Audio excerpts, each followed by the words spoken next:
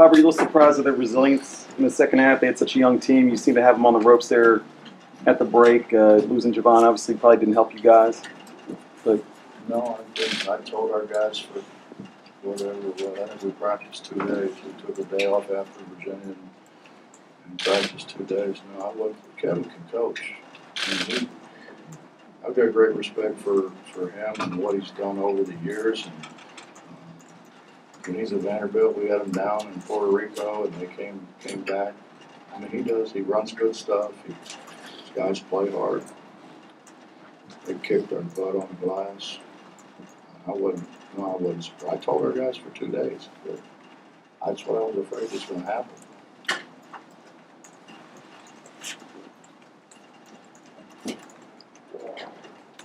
So what was the thought process behind going to the 1-3-1 at the time you did? Survival. Just trying to survive. We had 3 starters and 4 starters with 4 fouls. How fun was it to sort of play in this environment against this program after moving to a conference where there's not that kind of familiarity with you guys? It's fun for the fans and for you guys. For me, it's work. I'd be a damn liar if I sit here and told you I had fun. I didn't have any damn fun at all. I feel very encouraged with the traveling fans tonight from West Virginia coming to the week and being the 6th man. This happens whether we're in Puerto Rico or wherever we are. Our fans are great. Our fans aren't afraid to travel. I think hopefully we've created a culture that people enjoy the way we play, enjoy watching the guys we have play. I didn't enjoy it, but they don't know as much as I do. How much has Pitt and this program and maybe the feel of it sort of changed since he used to be here and coach against Jamie Dixon twice a year? It's different because we're in the same league. We played home and home every year, so it's that part has changed.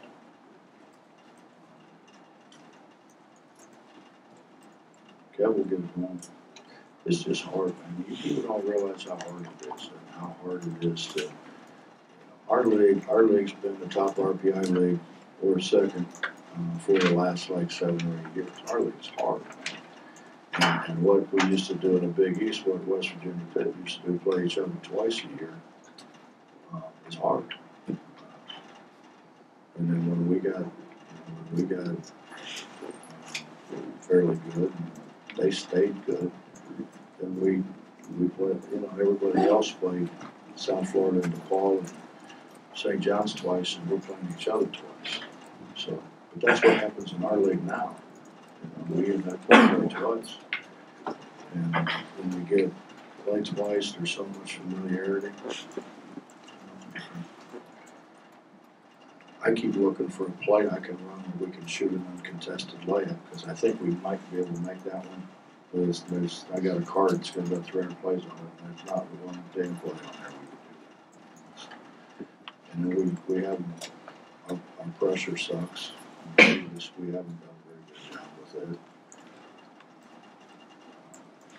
So we were scoring off our defense. I guess the time and the changes just didn't really make this matchup feel like it did in 2012 and the year before that. Come on, man. That's not a great question. We used to walk in here, an hour and a half before the game, and the students were jumping up and down. And the place was full. You know that, or do you? Did you ever go on those? Yeah, they got a great answer though. Well, that's true. This was one of the harder places in the Big East to play, if not the hardest. You talked a lot this year about after Dax and after Devon, you're pretty young roster-wise. There's still been some pretty pressurized moments. Second half of Missouri, the run that Pitt makes tonight. Impressed at all by how your young guys react? And No. I wanted to give Lamont a chair. I was afraid standing around out there, he'd start hurting his knees or something. And I wanted to throw a chair out there and say, just sit down and relax out there, because he was not in it. Wes wasn't in it. We have to play with energy, Justin, play the way we play to try to, that's why we couldn't press, we had no energy. No, it's just, they don't understand, those young guys don't understand the grind. And I've been trying to explain to them all week, okay, I did this on purpose so we can play Virginia and then go play Pitt at Pitt, because that's what's gonna happen in league play. We're not gonna play Sisters of the Poor, after the Virginia game. So I was trying to prepare them. I'll tell you, we flunked that test.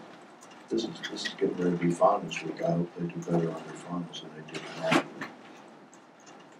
You had touched on it earlier, Bob. Why do you feel like your all's press has kind of struggled some this year, not We didn't being have quite any your energy. line? No energy, and we just played against two really good coaches. Tony Bennett could coach. I mean, schematically they do a great job. You can't pass it for them, but you can put them in places that are hard to guard. Kevin certainly did that. And they played four guys who can handle the ball. That's a little tough to press. The officiating isn't, it's tighter. I don't mean today. I mean it's just tighter. They want it tighter. It's hard for an official. If I'm bringing the ball to the floor and I run into you, did you run into me or did I run into you? You know what I'm saying? The cylinder thing. Anybody understand that? I'm trying. I've been trying. I've been working like crazy to try to understand it. I keep getting different interpretations. And that's not their fault, because I think they keep getting different interpretations. So that hurts us, quite frankly. You almost feel like just playing half court and just chuck everybody that comes through, because that seems to be okay.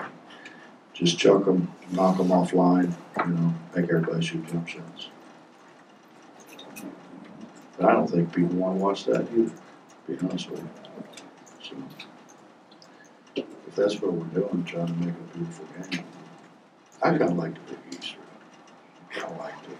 I think it got a little crazy at the end, but they let you play. Players decided to game. I think you said in the past, you don't have to lose a game in order for your players to learn lessons. Sometimes those hurt more, though. Can they learn lessons from this game? What I said was you have to be really dumb to have to lose to learn. And I believe that. Why can't you take something from every game? And when you're playing, it blows my mind. Everybody wants to be a pro. You know what I mean? They all want to be pros. They all think they're pros. Those guys count exhibition games and playoff games, play 100 games. 100. These guys play 30. And they're tired, and they're going to be a pro. And not just that. I mean, we play. We drive up here to Pittsburgh and drive home. I mean, they don't have that. They're playing in Miami one day, and the next day they fly to Boston, and maybe they have a day off, and then they go to Detroit. And then all of a sudden they're in Portland. They're in LA. They're in Sacramento. And they're flying back to Chicago. They don't get that. But those guys take care of their bodies. And you try to explain it to them. I mean, we've got everything that you could ever possibly have. All the NBA teams have. We have all that stuff to take care of your body. And our guys complain about being tired. I don't get it. And they're playing a lot longer games as well. And the game's faster. Time clock's less. On the court, can they take? I know you weren't happy with the way they responded when Dax and Javon were out, but that they can still at least do enough to win, or understand what they need to do to win when those guys aren't out there. The frustrating part about it is, if you look, coming out of timeouts, we scored virtually every time coming out of timeouts. It's not because my coaching staff and I are geniuses. It's because we actually could get guys to do what they were supposed to do. Because you could sit there and draw it up for them and show them we haven't reached the point where I can call something and I got 5 guys out there that can run it. Or somebody's always in the way, not where they're supposed to be. When you get Dax and Javon back into the game in the second half, do you have to say anything to them, or there's a senior? No, I told JC how dumb it was that he reached to get his third. I mean, his fourth is, I don't know if that's a foul or not a foul. But, you know, Justin, my dad used to always say to me, how many fouls you get? And first, I said 5. He goes, no, you don't. You get 4. 5th one, you're gone. So they'll really only allow you to foul 4 times. That's true. Right. You think about it. So you can't waste 2 of them. You think about it, you waste 2 of them, they make a bad call on you, and one of them you just can't avoid. Now all of a sudden you're in foul trouble where you fouled out.